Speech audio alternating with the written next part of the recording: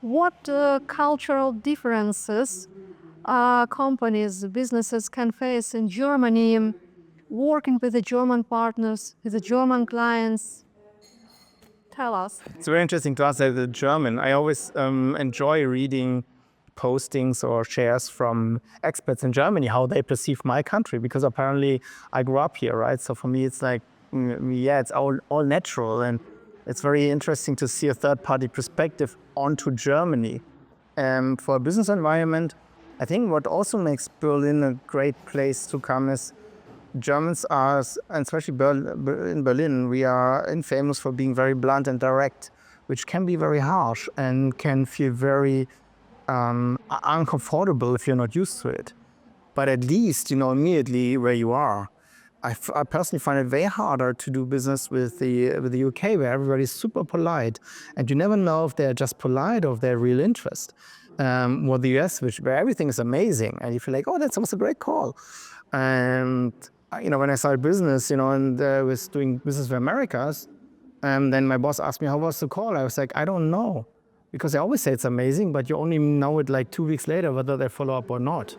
And in Berlin, they tell you right in the face, I'm not interested. And it's like, oh my God, it's like a smack in the face, but it takes you time. I think that is the biggest advantage if you get used to it. If you get over this cultural shock, it can help you to save a lot of time and a lot of energy.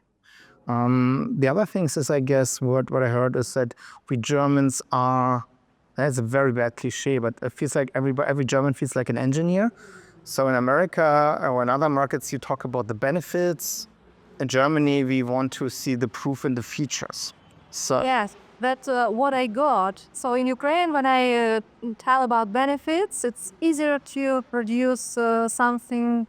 But in Germany, I got it works a bit different. So if you tell us, educate us a bit in this direction, it will be wonderful. My simple example to illustrate that, and apparently it's an exaggeration, but in America, if you see a car advertisement, it says like, this is the Ford whatever, the fastest car, and everyone's like, oh, I need to buy it, it's the fastest car. If you do that in Germany, everybody says, no, I don't trust you, tell me the proof. The flip side of that was when Volkswagen in the 70s went to the US. They made a German advertisement, Volkswagen Golf, so and so and so much horsepower, talking about the technical features, which every German kind of translate, okay, if that small car has such a big engine, it's very fast. But the Americans are like, okay, so what, right? And to kind of summarize it, my perception was always in America, you just make this bold statement about the value or about the benefit, fastest car, biggest car, whatever, and everybody feels like, oh yeah, I need to buy it, without challenging the statement. If you do that in the UK, you can still get away with this benefit, but you need to have like the fine print of where do you measure it by, like measured by XYZ. If you want to do it in German, you may get away with a statement, but only if it's the backside of the advertisement. You have the detailed analysis, comparison, all the facts, all the features, all the states, and ideally you would have a third-party authority proving that your point is true. If you don't do this, people will challenge you. They will not believe you. They will feel like you just make that up. So I think this is the best way to describe it. And also to get it back to the B2B SaaS area, I read a few times from people recruiting salespersons in Germany, expats who said like German salespersons are so technical. Because if you want to sell B2B SaaS software in Germany, as a sales rep, you need to know your software. You can't get away by just saying, we improve your ROI, because your buyer will immediately challenge you like, okay, how? Explain me how. And if the salesperson then doesn't know the mechanics, the features, how the software works, he's immediately discredited. He's not trusted, or she. Okay.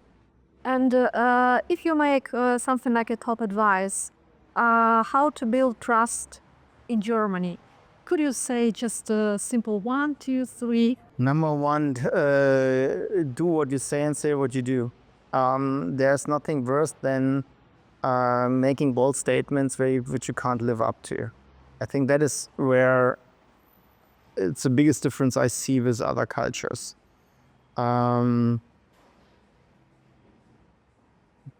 be a reliable business person. That is super important here.